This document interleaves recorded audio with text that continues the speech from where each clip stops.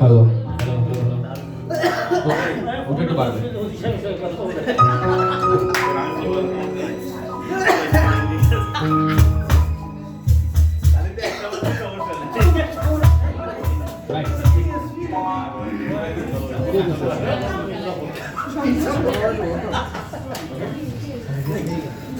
So আমরা সবাইকে শুভ সন্ধ্যা।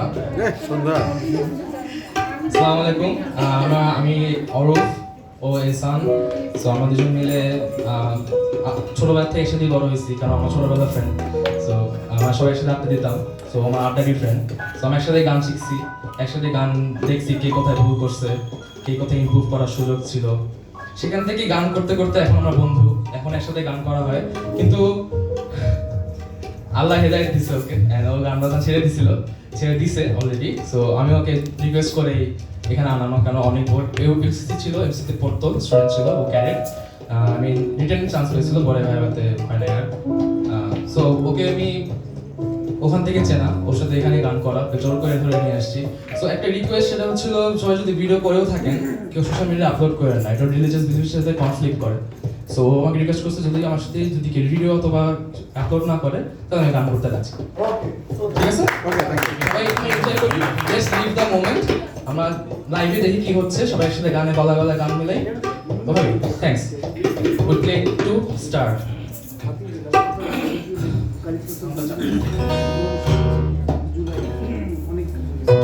অনবে একটা গান, প্রথমে গানটা শুনতাম, হইল তো অনেক হইল, এবার একটু প্লেজার টু ইয়ার্স।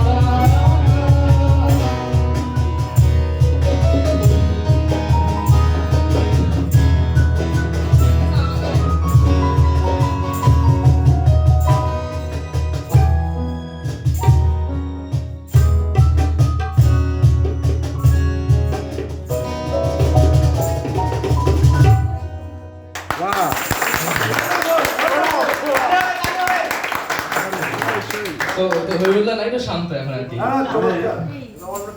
পঞ্চম